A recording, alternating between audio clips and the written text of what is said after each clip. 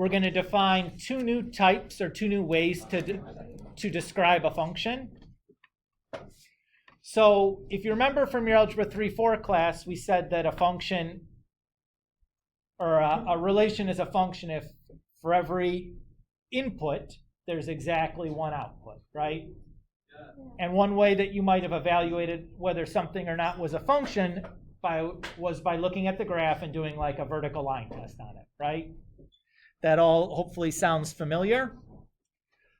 Well, what if we wanted to make a function that fails a vertical line test?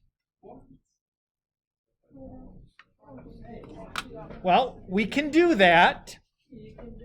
One way we can do that is by redefining kind of what we mean by a function relationship. So in Algebra 3-4, we always talked about like f of x is equal to like x plus 3 over 7 or something, right?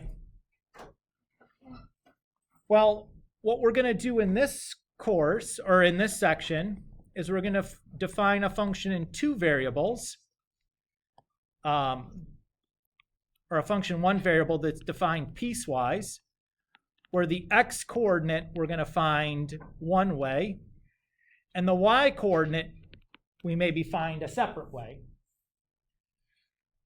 So this value t is called the parameter, and this type of a function would be called a parametric function. Now notice here that the value of t is my input, but it's generating now an x and a y coordinate from it. So technically I would have one input, which is a value for t, and then my output would be an ordered pair x, y. Now I can have something then when I graph those x, y's that fails a vertical line test, but has two different t inputs, right? So technically this still becomes a function, because now instead of my input being tied to the x coordinate, like it was in my Algebra 3-4 class, the input for my function is tied to this parameter t, which is not something that I'm going to graph. So the nice part about this is that our calculator can handle doing this sort of graphing for us. So for example, if I wanted to graph this function that I've described here, what I'll do is I'll go and I'll press the mode button, and then up into this point, the only the only format we've ever used was the calculator in function mode. I'm going to change it now to PAR, which is short for parametric mode. And then if I go and I press y equals, you'll see that each function now, let me clear out this stuff that I had in there, is defined with an x1t and a y1t. So there's an equation for my x coordinate in terms of t, an equation for my y coordinate in terms of t, and then I have many different options. I can put in like 6 of them if I wanted to. So let's say I wanted to do 3t and then t squared. And notice that the variable button I'm pressing is still the x button, but notice on that x button really had x comma t comma theta comma n. You probably never really looked too hard or thought too hard about that, but there's like 4 different modes that your calculator can be in, whether it's function mode, that variable is then an x. Parametric mode, that button will give you a t. Polar mode, that button will be theta. Or sequential mode, that button would be an n. So depending on the mode, that variable button gets a different name. So if I wanted to graph this then, I have some extra information. Instead of starting xmin and xmax when I press window, it starts tmin and tmax. So it's asking me what interval of t do I want to graph this over.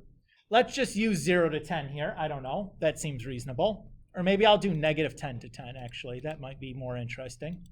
Since one of them is squared, it probably is get a more interesting result there.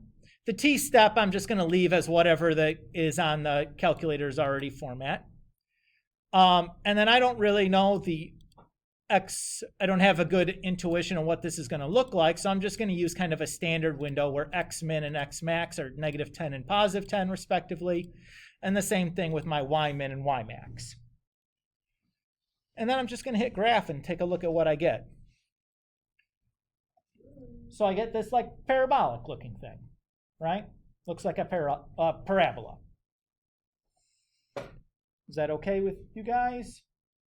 And now I think I could probably zoom up because this is, or move my screen up since this is a finite set of values of t. This should go up for a while and then stop. So I'm going to go and change my y max to be 150. Oops, I'm sorry, I meant my x max to be 150. Yeah.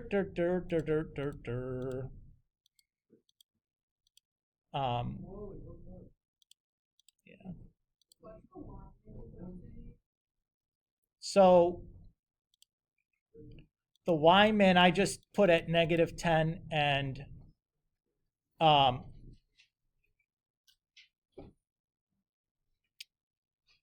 sorry, -150. But we can just kind of play around with that and get an idea here. I don't really have a specific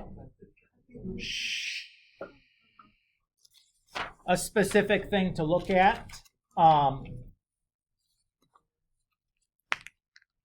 So here, this is still looks like a function by our Algebra 2 definition, right? Let's look at a slightly different one here. Let's say that we do sine of t and cosine of t.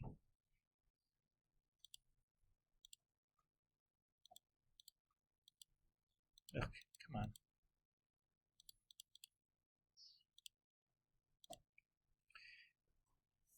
And let's think about this for a minute. As I pick our window, cosine and sine are periodic functions, right? Because they repeat, their outputs repeat over and over and over again, right? So what is the period for sine or cosine? 2 pi or 360, right? Depending on what your calculator is in degree mode or radian mode. So let's pick our interval for t to be 0 to 2 pi, because that'll cover all possible outputs that we could have for sine or cosine, right? So if I graph everything from 0 to 2 pi, I get all possible values of sine and all possible values of cosine, right? What's the range for sine and cosine?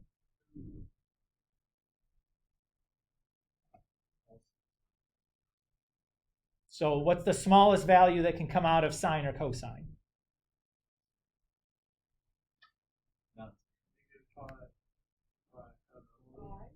-1?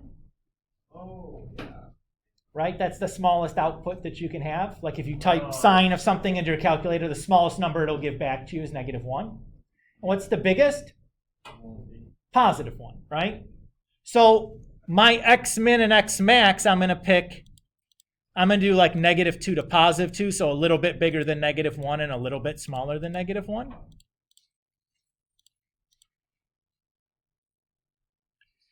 And then let's hit our graph here. Oh, why didn't I get very much? What mode am I in? Degree. Degree mode. What mode should I be in if I did 0 to 2 pi? Radian. So there's a circle, which is what we should have expected, right? You have some other stuff in there, I think. I have no idea what though. So maybe scroll down to the bottom. There might be another function in I there. don't see any. Sounds all blue. One of them is squared. Oh, didn't you square one? I can't. I deleted it off There we go. because I had typed in, edited over the one that was there previously. It kept the squared from the previous example on there, and I had to get rid of it. There we go. Now I got a circle. Okay, so this is an example. What we typed in was a parametric function. Its output fails a vertical line test, though, right? Yeah. Okay. So what if I give you a parametric function and I ask you to, and I give you the interval over which it's being graphed,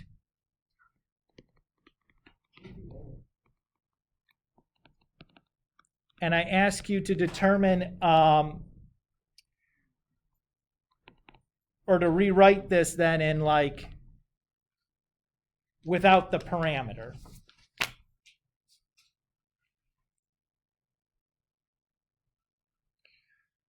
Okay?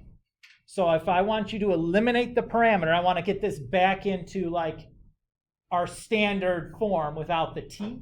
So I just want to function in terms of x and y. So the way that we'll do that is I'm going to solve or write the x variable or the y variable, it doesn't really matter, in terms of t. So I'm just going to subtract 2 from both sides and then divide by -3.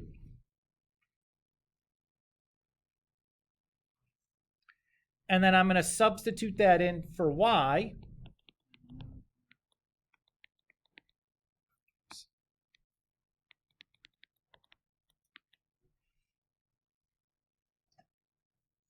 And when I simplify that, what do I get here? I have 1 plus x over 3 or something.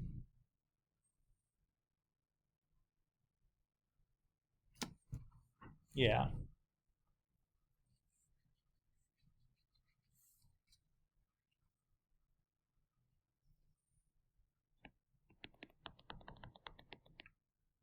So this is my new function. Or actually, it's the same function. Let's just kind of confirm that graphically, okay? Now, to really do this, though, I should have also given you a value of or interval on which we're going to use t. So let's say that I pick t to be all real numbers.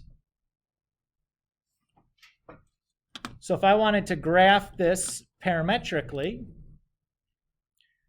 I'm going to do 2 minus 3t, and then 1 minus t. And then my interval for t, I can't obviously put -infinity in there. So what I'm just going to do is -1 e to the -1 to the 99th, and then 1 e to the positive 99th, which is close enough for our purposes of what positive and negative infinity would be. And I'll just pick my y's to be from like -10 to +10. If I look at this, if I look at the f of x, or the 2 variable version, what shape of graph would be 1 plus x all over 3? There's a straight line, right? So let's click our graph here. Uh-oh. What did I do?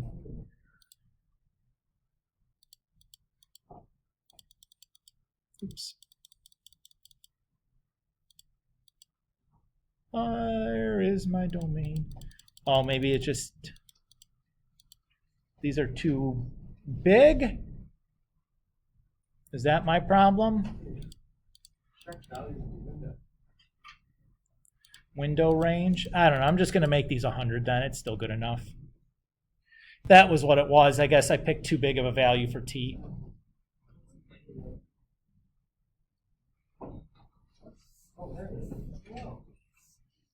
So there's a lot of values of t to evaluate, so it took a minute to get there. But there's my straight line. It's got a pretty flat slope, and its y-intercept looks to be just a little bit bigger than 1, which is what I'd expect with a slope of 1/3 and a y-intercept of 1/3.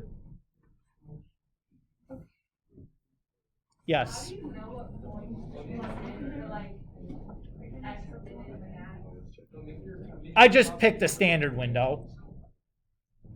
Okay. So like I just did -10 to +10. Okay. Just as long as it's like in the. As long as you can see what it is you're graphing, you're going to be fine. Okay with that? So clearly this is giving you the equivalent thing, right? We could go and graph the other one on ours, but we looked at this and we're just, I think intuitively we can see that it's going to be the same thing, right?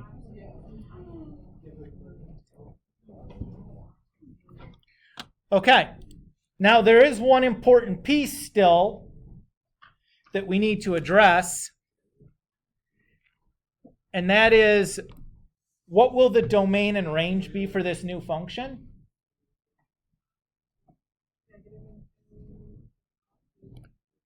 Okay, it would be in this case, but what if I change this to like -5 and this to 18?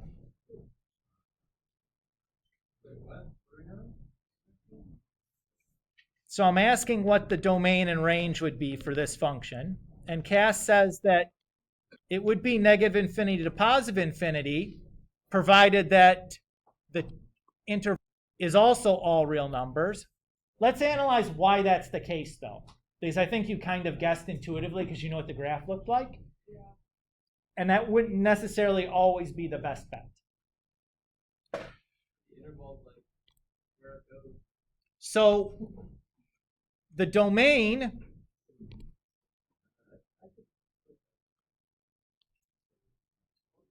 for our function with the parameter eliminated is going to be the same as the range the x variable,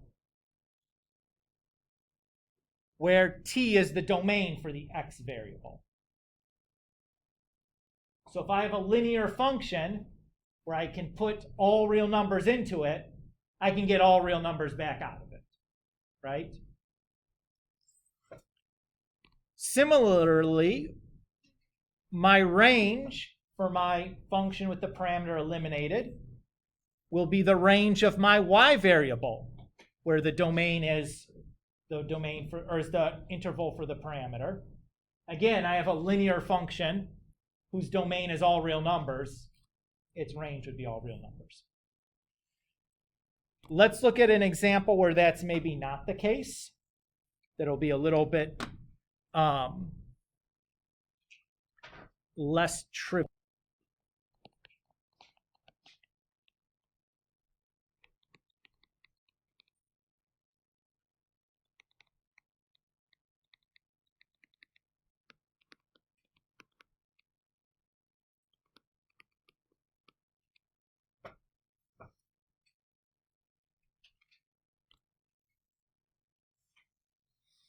Okay. So I'm going to eliminate the parameter. So if I take the first equation, the equation for x, by dividing both sides by -4.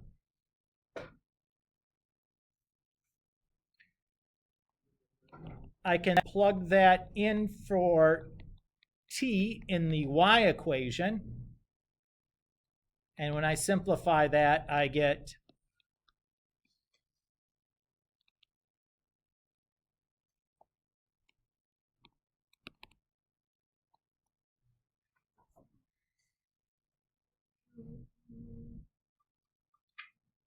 okay with that.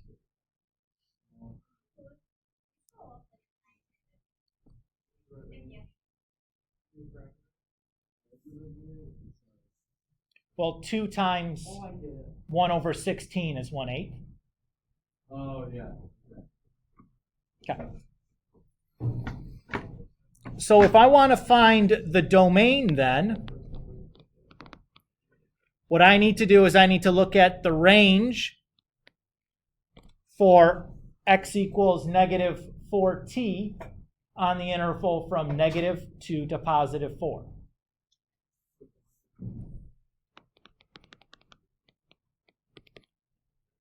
So this is a linear function here, right? In this case, it has a negative slope. So I know that it's going to get smaller as I move from left to right. Everybody agree with that? So the maximum value for this function is going to be its point on the furthest left, and its minimum value is going to be the point on the farthest to the right. Everybody's okay with that idea? So if I plug in -2, which is my smallest value of t, I get 8. And if I plug in +4, which is my largest value of t, I get -16. So my domain here is the interval from -6 to 8.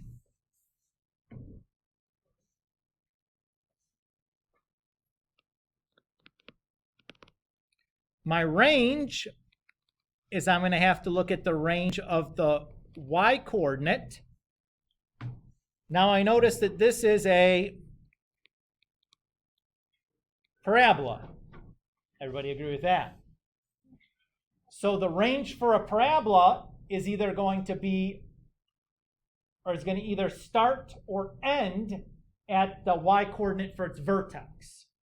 Everybody remember that? Because a parabola looks like a U, either opening up or opening down.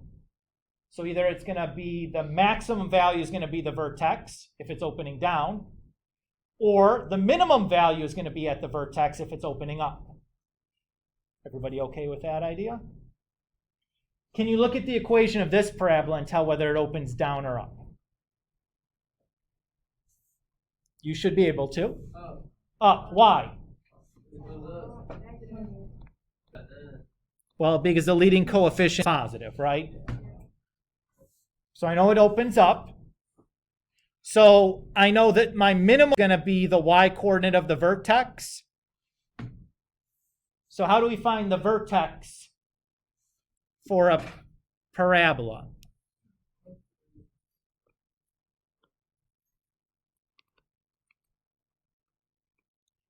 From your previous Algebra 3-4 course, you probably remember, or maybe not, the y-coordinate for the vertex, or the way we can find a vertex in standard form is -b/2a, and then plug that value in. Now in this case, it's really easy, because what's the value for b in my parabola here? Nope. It's 0. Right? Because there's no t term, right? So it's ax squared plus bx plus c. So there's no t term, so the b value is 0. So my vertex in this case is just 0, and when I plug 0 in, I get 1. Is that okay with you guys? Again, if I bowled through that too quickly, stop me and I can re-explain a little bit more detail, but these are things that we've done before. That's why I feel like I can just kind of bulldoze a little bit here.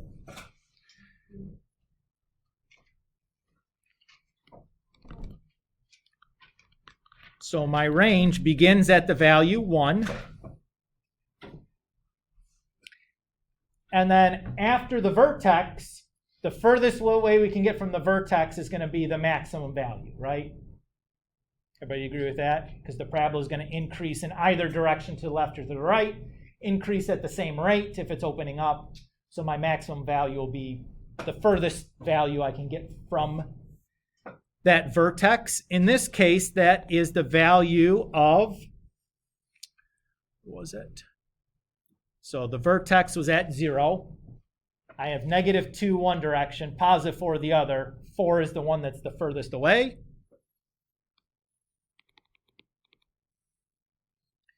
Oops, not 17. 16 times 2 is 3.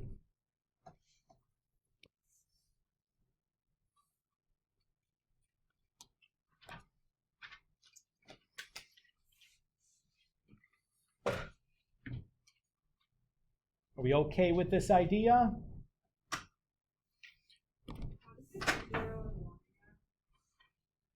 So I use this formula.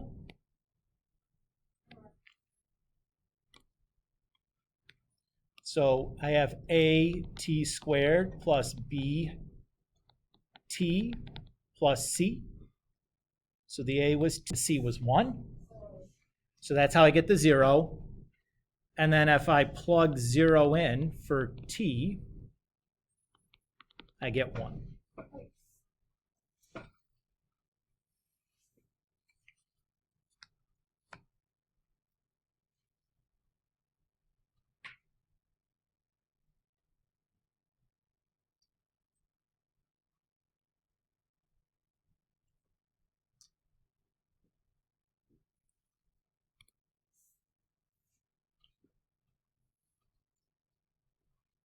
Okie dokie.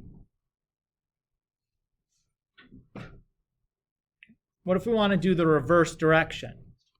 What if we have some parametric function or and you want to convert it into a parametric?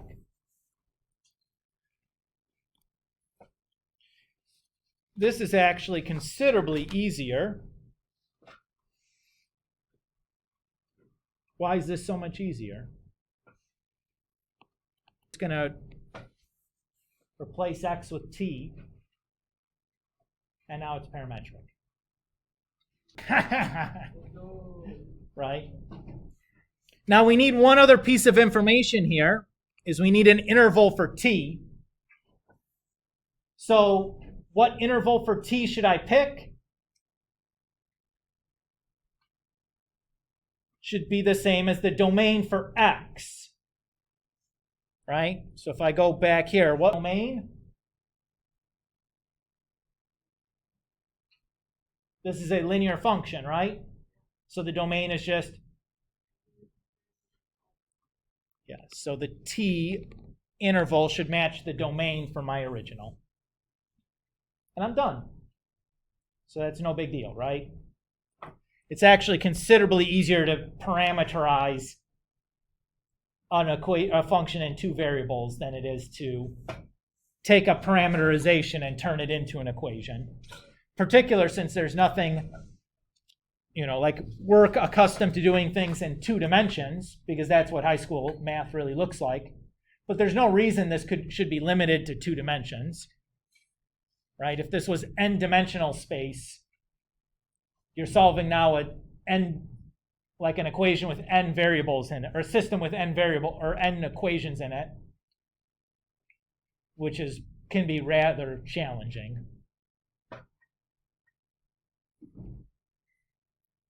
Okay. What if we want to parameterize the equation for a line that goes through? So I want the parametric equation for the line that passes through these 2 points.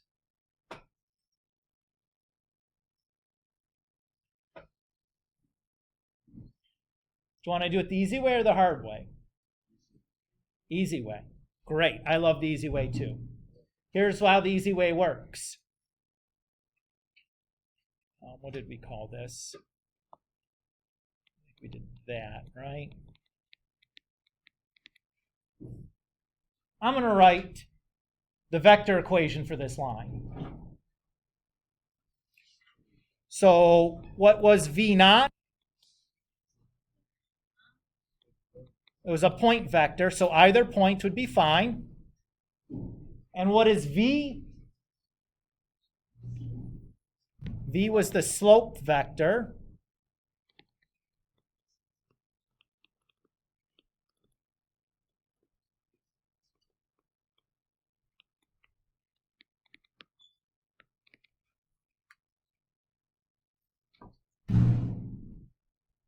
Everybody okay there? So my parametric equation then is going to be x equals plus 8t and my y is going to be 9 plus 7t.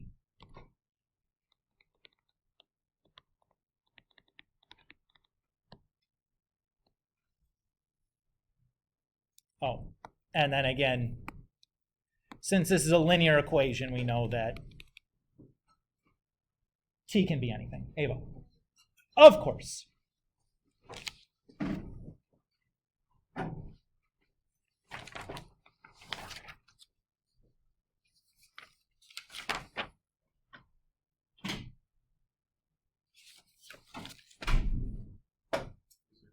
Yes, sir.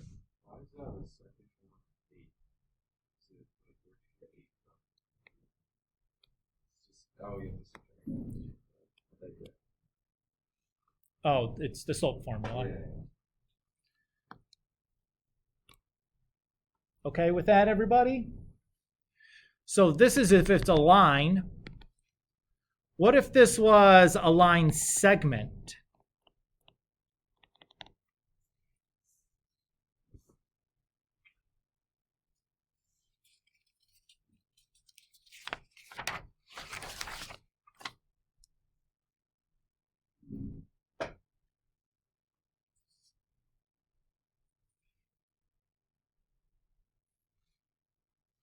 So for this case, what is the domain going to be for the line segment? -3 to 5, -5 to 3. And the range would be 2 to 9.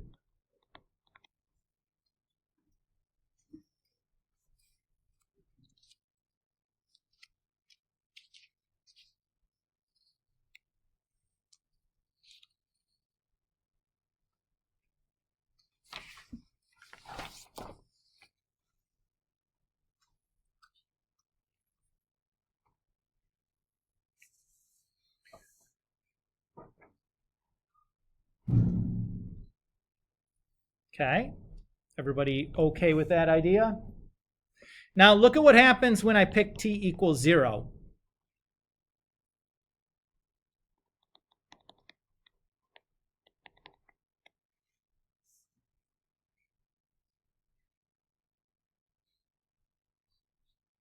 Whoa! Right? Because look at what we got. Now, depending on how you wrote your equation for the line, you're either going to get the start and end, or the end of your domain and end of your range, or you'll get the start of your domain and the start of your range, depending on whether you did like 8/7 or -8/-7, or you did use the 0.39 or the -5.2. Like, it could change, but you'll get one or the other. So what I need to do here is I'm just going to check t equals 1 and t equals -1 and see which one works. That gives me the other ends of my domain.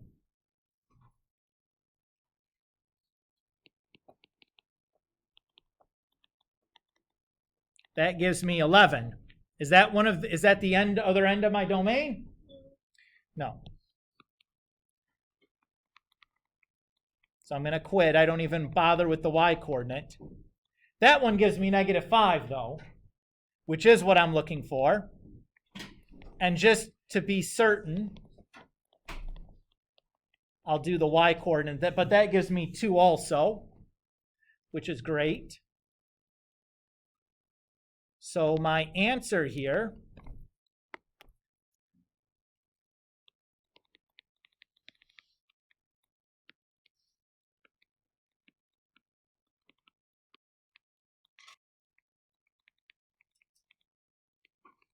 and my t is going to go from -1 to 0.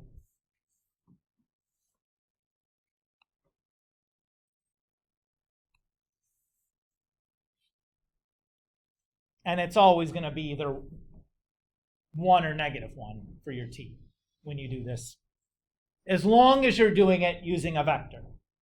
Now, if you did the same thing using, like, took the 2 points, wrote your slope-intercept equation, and then converted that into a parametric form, that's fine, but to get the interval for t is not going to be anywhere near as straightforward, which is my suggestion to don't do it that way.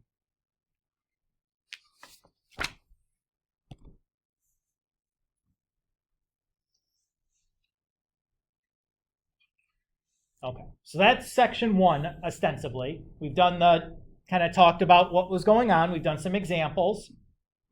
Again, if you didn't read through section 1 yet, I'd suggest you take a glance through that. I think it should go pretty quickly now that we've done some examples and we've explained some things. Or today should have gone fairly well if you had read section 1 already.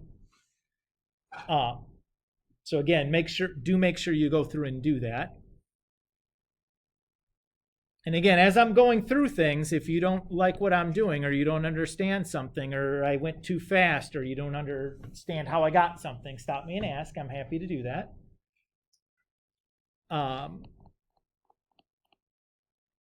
Section 2, we're going to look at parametric motion. So this is mostly going to be using story problems.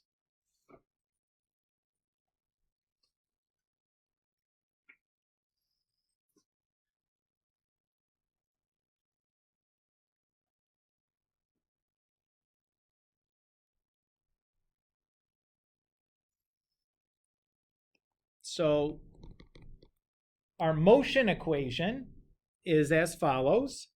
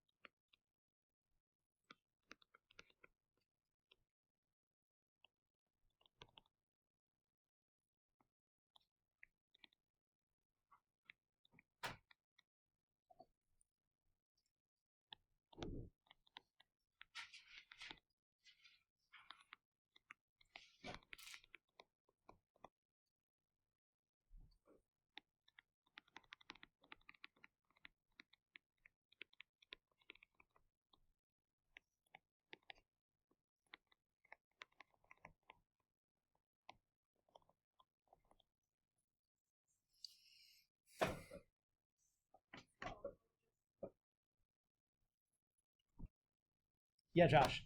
This equation for gravity, will we be using just 10 or like not? We're going to use negative 32 feet per second because we're going to work in feet rather than meters primarily. Okay, so just 32 or negative 32? Negative 32 is our value for gravity. I wrote that right here. Oh, okay. Yes? Can I go to the bathroom? Yes! Definitely.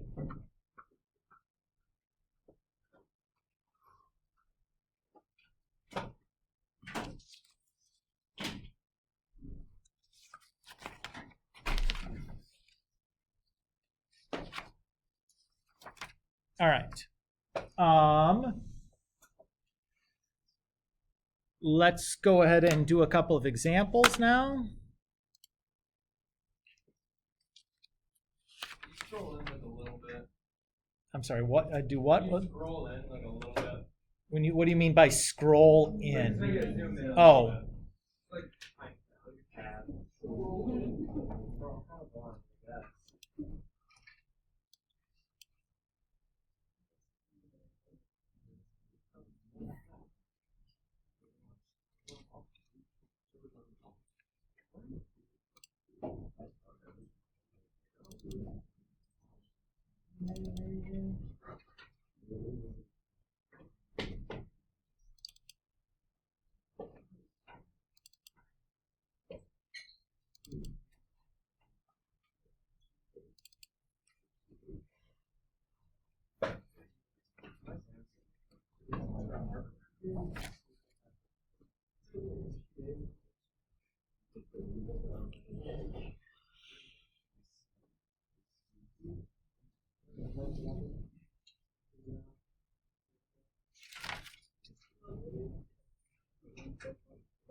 Okay.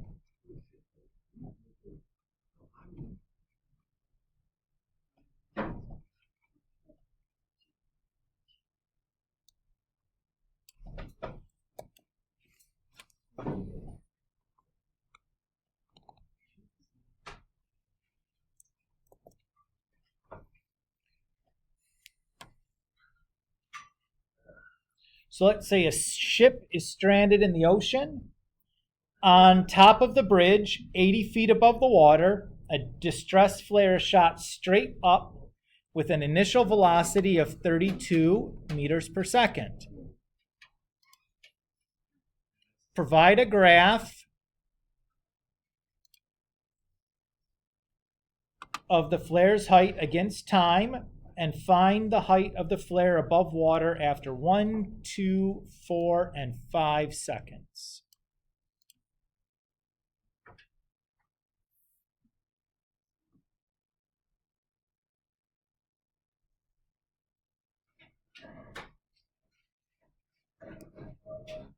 Okay.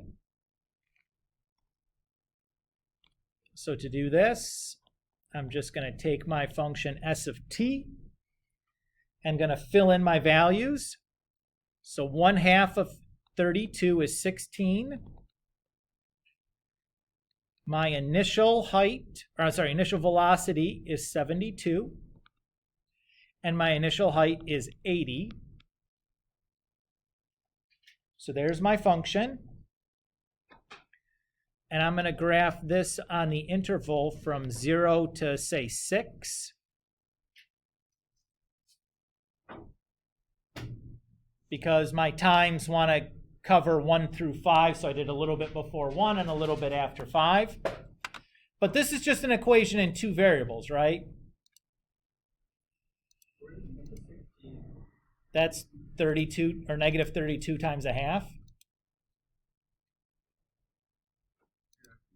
Because gravity is constant at 32. So I'm going to reset my calculator to just function mode and just type this bad mama jamma in.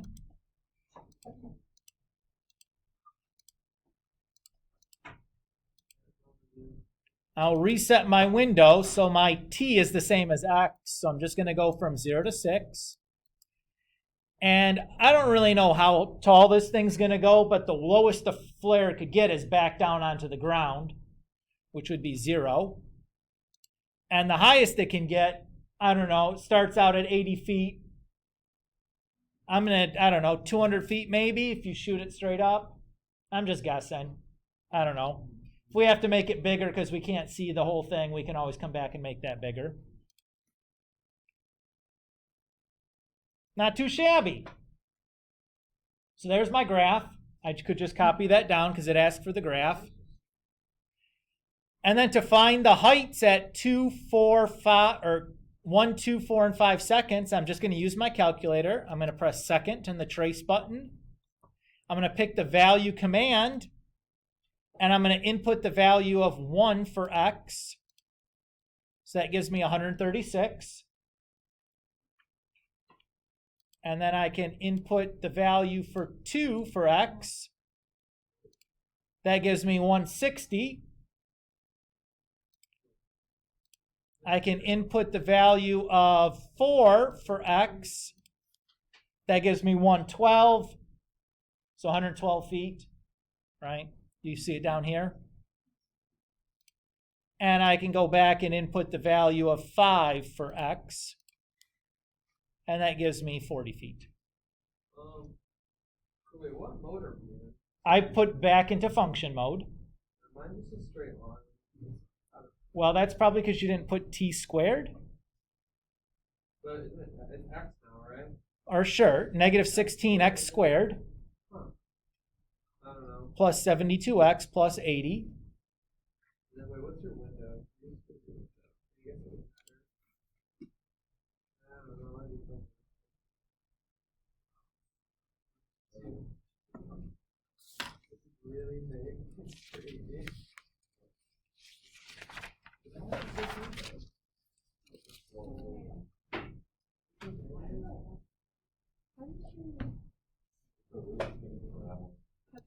Dude, it's straight. That I got. Now I was trying to figure out how on earth did you do like the x equals one thing. Oh, second and trace. So, And then pick the value command. Dude, this looks so sick. And then it has the prompt for a value for x.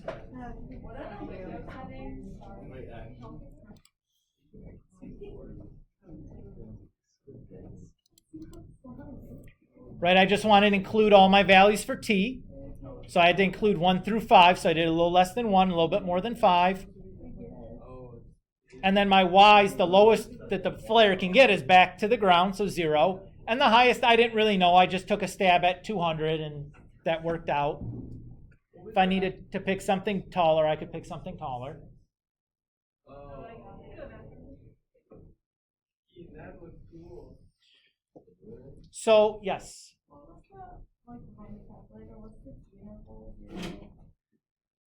Oh, 0 to 6. It's the same thing as what we did for the x. You're welcome. Why? Now, this picture that we got here, is this actually what the path of the flare looks like? No, what does the path of the flare actually look like? Can we get the calculator to graph that? Not in function mode, but if we put it into parametric mode, we can get it to do that. So let's do that, yes? It still reaches the same height. Yes, the height will stay the same, but it'll actually match the path. So let's just do that to show you what we get. Because you can't get it to draw a vertical line in function mode, right? Yeah. But we can here. So let's just do that real quick. Yes, so the x value, I'm going to pick to be just an arbitrary number. I'm just going to pick 1. Because the x value is constant for the flare, right? Because it's just going straight up and down. So any number there is fine. I just chose to use 1. And then the y coordinate I'm going to pick, or I'm going to use my motion equation, because this motion is all vertical. I'm going to go to my window, and I'm going to go from 0 to 6 on t, just like I did for the x in the previous one. The x interval from 0 to 6 is fine. I just need to have 1 in there somewhere, because my x coordinate is going to be 1 every single time. And my y values would be, well, 0 to 200 look good for that too. So let's hit graph. And there it is. And even if you notice that right at the beginning, it started to graph it at 80 up. You saw it start in the middle, went up, and then filled back down. That was the path of the flare going on the entire way. And then how do you find like the 1, 2, 4, 5 on your calculator? Like the If you press second and the trace button and choose the value command, it'll prompt you to supply a value for x, or in this case, a value for t. That's pretty sweet. And it'll let you type something in, it'll give you the value. So if I pick t equals 2, we're at the point 1, 160. Yo, keys. How do you know what the plugin to your window? Like when you press window and put over So the x and the y are still doing the same, like the x min, x max, y min, y max are still describing the same thing. It's basically how wide your graph is, how tall your graph is. So my x's are all 1 in this example, because I chose 1 to be the x coordinate, because that was just going to be constant. Yeah. So as long as my x min and x max contained 1, it was going to be fine. So I just used whatever was in there, because that 0 to 6 contained 1. So the t's here need to contain 0, 2, 4, and 5. So I picked an interval that contained those, so I did 0 to 6. And then the y's were the same idea, the height. So the lowest this flare could go is 0 when it lands on the ground. I didn't know how high it was going to go. I guessed at 200, and that turned out to be a good guess. Sophia. Absolutely.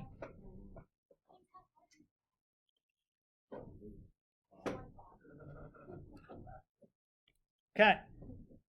So that's if we're doing just vertical motion, right?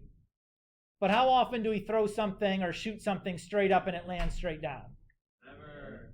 Not very often, right? Much more interesting is if we're shooting or throwing something at an angle, right? So that's what we call projectile motion.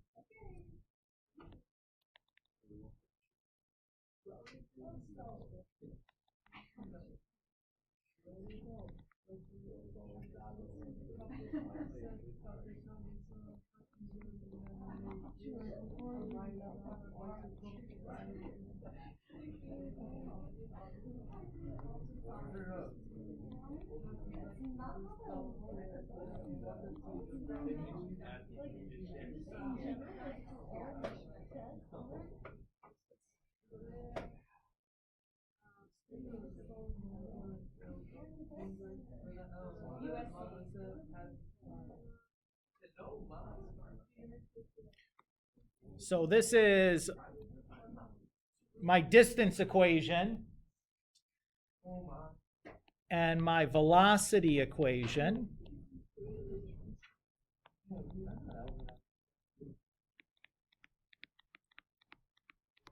is this.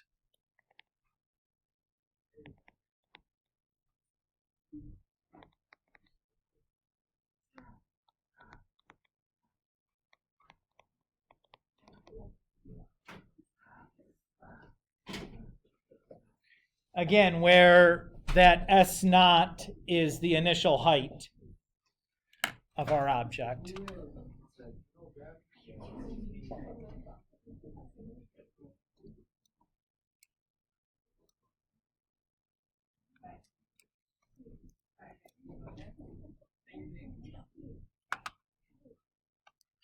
So let's do an example here.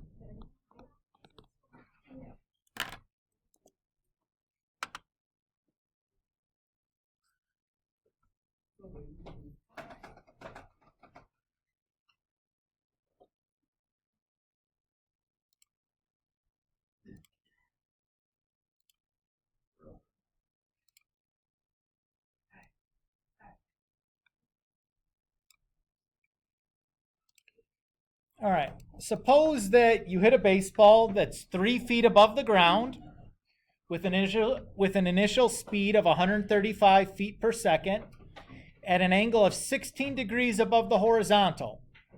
Will the ball clear a 15-foot fence that is 300 feet away? If yes, by how many feet? If no, how high up the wall will the ball hit?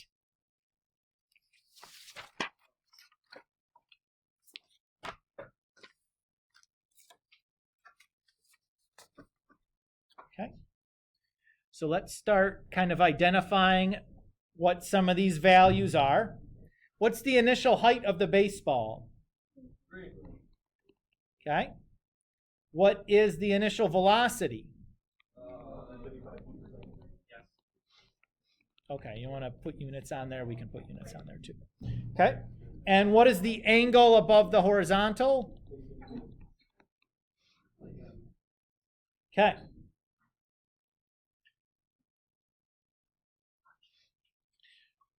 So what I need to do is first, I need to figure how long the ball is going to take to travel 300 feet, right? Because that's how far away the wall is. Once I know how long it takes to get to the wall, I can use that value to plug in to figure out how high the ball, how far off the ground the ball is going to be when it gets to that wall.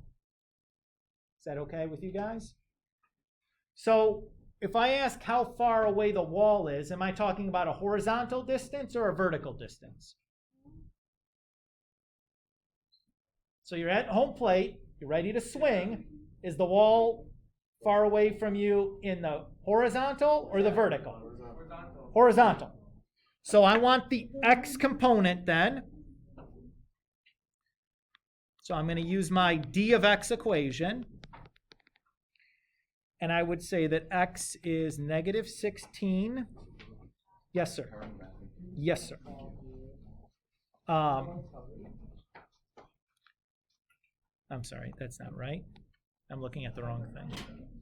135 cosine 16. Oops. That's a big oopsie on my part.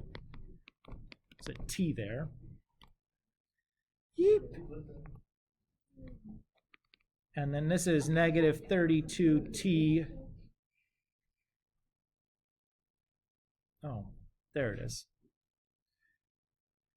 Squared plus 135 sine 16 t plus 3. I'm going to take this equation. I'm going to plug 300 in.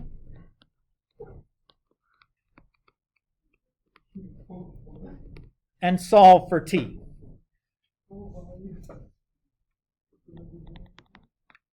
Because this is going to tell me how long it takes for the ball to travel 300 feet.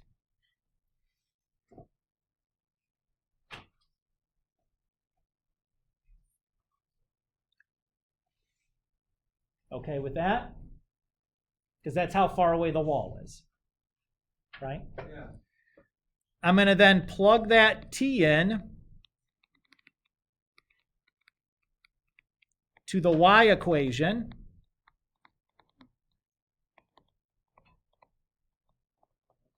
Because that's going to tell me how far up or how far off the ground the ball is when I do that. So let's solve that here real quick. So negative, now let's do 300 divided by 135 times cosine 16. Got to make sure my calculator is in degree mode because it wasn't.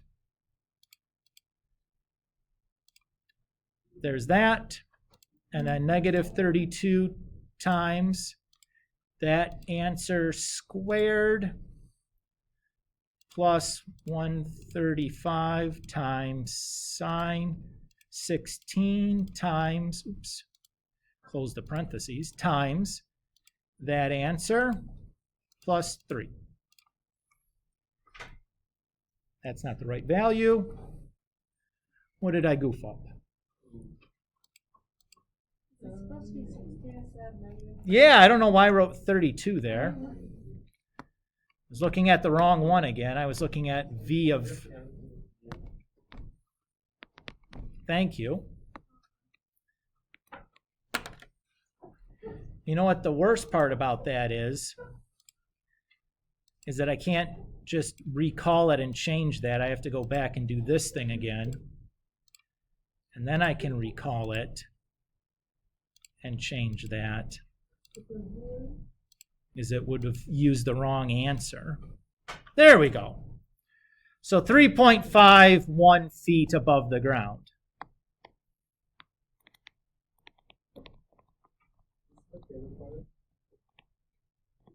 So does the ball clear the fence? Not quite. Probably a double off the wall, right? Those baseball players out there.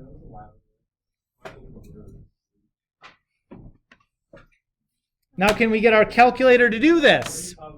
To give us a picture of what's going on? Absolutely. So let's see, 135. Yes, what's up? Were you calling me? No? This is pretty cool, though, what we're about to do. I just want to let you guys know. I'm excited about it because I think this is really kind of neat and intuitive, what we're about to do.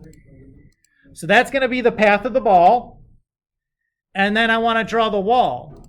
So at 300 feet, that wall should be 300 feet away. That wall is 15 feet high, right? Double check that. Yeah. So I'm going to reset my window. My time, I don't know how long that ball is going to be in the air exactly, but I know it's going to be a little bit over 3.5 seconds. Right? So let's just use 5 seconds or something. I don't really care. For the t, my x has to be bigger than 300 because it's 300 feet away. I'll pick 400. My y min I know is going to be 0 because that's the ball on the ground. I don't really know how high that ball is going to get. Baseball players out there, if you hit a ball like 300 feet, how high up in the air do you suppose it's going to get? Give me a number.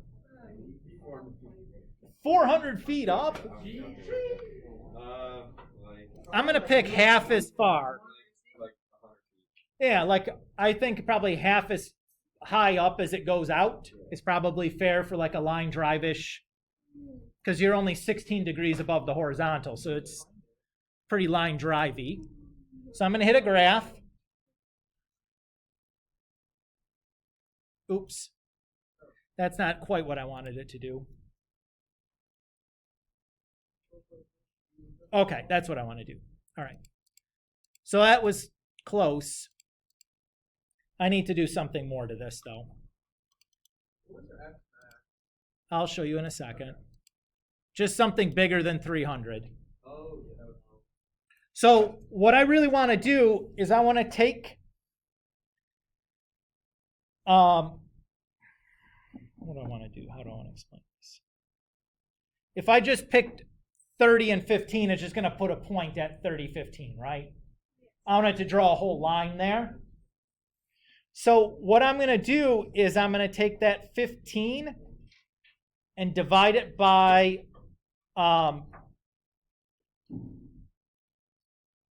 t max and then multiply it by t.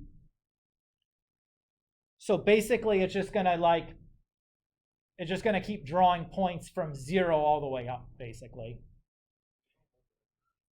So this is just a way to kind of get it to do that. So I'm going to do divided by, and I'm going to retrieve the tmax command. So the way that I do that is I'm going to press the vars button, which is right here below the down arrow. And I'm going to go down to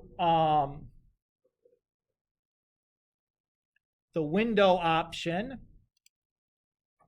And I'm going to move over to the parametric or polar coordinates. And I'm going to choose the tmax option. And then I'm going to multiply that by t. And that should draw my wall. Let's try it now. Yeah. So I'm going to go ahead and change this a little bit to make it a little bit better window. I'm going to cut that down from 400 to 350 and cut that down from 500 to, or 150 to 50. Sorry. So there's my pop fly or whatever. There's the wall. You can see it's not getting over the wall.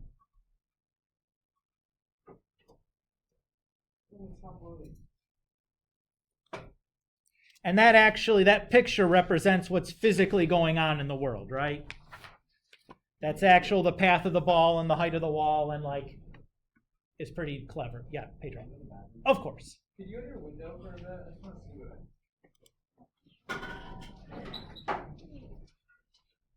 Yeah, sorry, this is about the extent I can see it. Bro, where are your glasses? It's just like dark.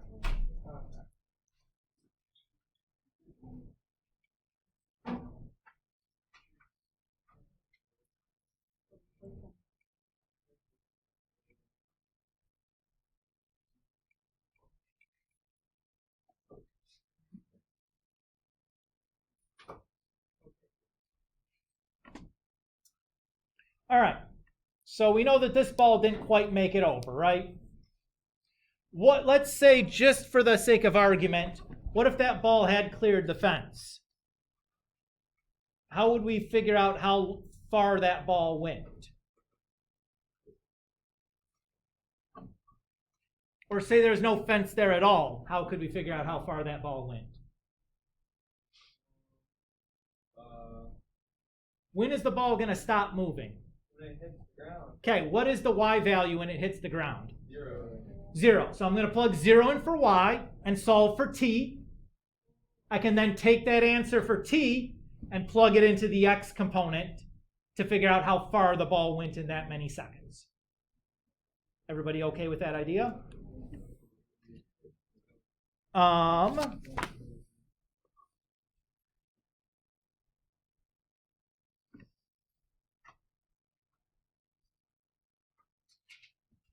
What if I wanted to know, like, what is the furthest point from home plate that I could place, like could have placed that 15-foot fence and the ball actually made it over, right? Like the ball didn't make it.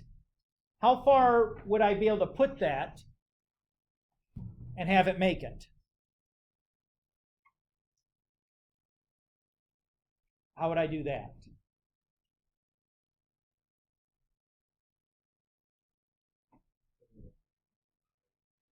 So we're going to put that, like the 15 in for y and solve for t. Notice what kind of an equation are you going to have to be solving there?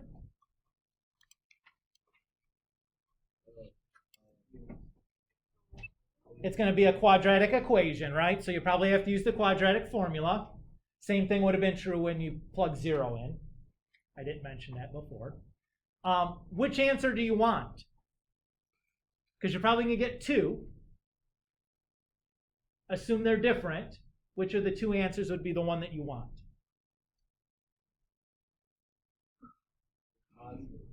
The bigger of the 2, really, right? If you want it as far away as possible, you want the bigger result, right? If you want to find how far the ball went, you want the bigger result. In the case of 15 feet, you're going to get 2 positive results because there's 2 places the ball is 15 feet above the ground, once at the beginning and once towards the end. You want the one towards the end. So then you can take that time, plug it into the x one to get how far away you'd have to put the fence. Is everybody okay with that idea? All right. So that's going to close things up here for section 2. On your synchronous day, I want you guys to look at section 3. Section 3 should be really easy. It's just about graphing. Now, you're doing a different kind of graphing system. You're doing polar coordinates there. But all you're doing is really plotting things, which is not too terribly complicated. And as always, the next time we meet, we'll take questions from all this stuff. So if you have questions on things, you're free to ask about them. And the homework check for Sunday is only the last of the Chapter 9 things. I think the review is the only Chapter 9 topic left to be checked. For this for Sunday. this Sunday It's just the review. is just the review. The Sunday after is the homework for 10-1, 10-2, and 10-3. So you'll have had a chance, we'll have been back in class and like, or whatever, we'll have a chance to have talked about some of that stuff. Or if it's kind of dicey, you know, it's not the end of the world. Do the best you can with it. Okay, guys? And those numbers are all up on Power School on the calendar. I think it basically runs, don't get mad because you're gonna not like the number. Yeah, you're gonna be mad. What's the number for the time? I think it runs to 62. 62?